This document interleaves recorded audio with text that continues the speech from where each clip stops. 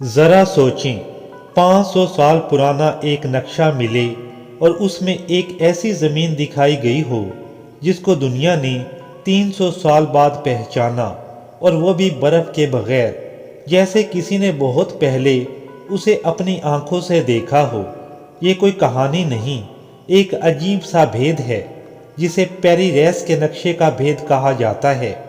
سن 1513 میں عثمانی دور کے ایک مشہور سمندری سفر کرنے والے پیری ریس نے ایک سمندری نقشہ بنایا۔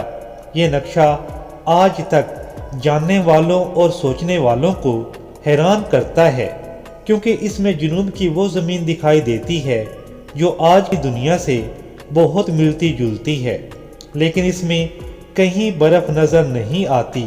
اور سب سے حیران کن بات یہ ہے کہ پیری ریس خود مانتا ہے کہ اس نے یہ نقشہ نیا نہیں بنایا، بلکہ بہت پرانے نقشوں سے یہ سب کچھ نقل کیا ہے جو کہ سکندر کے دور کے ہیں۔ ایک مشہور لکھنے والا چارلس کہتا ہے کہ یہ نقشہ ایسی برفانی زمین دکھاتا ہے جیسے وہ برف کے بغیر ہو۔ ایک امریکی درسگاہ کی رپورٹ میں کہا گیا، نقشے کی کچھ ساحلی لکیریں آج کی جدید زمین کے نیچے کی جانچ سے ملتی ہیں۔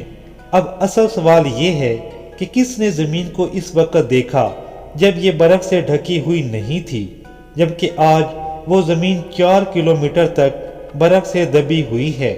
لیکن زمین کے علم والے کہتے ہیں کہ ایک وقت تھا جب وہاں جنگل تھے اور موسم گرم تھا۔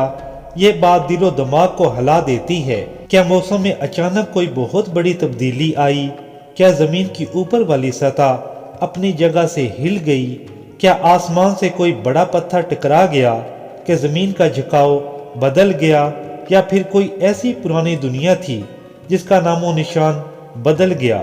سوچیں، ایک ایسی دنیا جو زمین و آسمان کو جانتی تھی، جو نقشے بناتی تھی، اور پھر اچانک سب کچھ مٹ گیا۔ کچھ لوگ کہتے ہیں یہ اتفاق ہے، لیکن جب زمین کی شکلیں ایک جیسے نکل آئیں تو اتفاق والی بات بہت کمزور لگتی ہے۔ اصل سوال یہ ہے کہ کیسے ایک خوبصورت گرم زمین برف کا ڈھیر بن گئی، اور کیسے پرانے زمانے کے لوگ اتنی دور تک پہنچ گئے۔ یہ سوال نیند چھین لیتا ہے کہ کیا ہم سے پہلے کوئی بڑی دنیا تھی؟ کیا واقعی ہم زمین کی کہانی جانتے ہی نہیں؟ کیا یہ نقشہ کسی گمشدہ زمانے کی آخری نشانی ہے؟ اور اگر کوئی دنیا تھی تو وہ اچانک کیسے مٹ گئی؟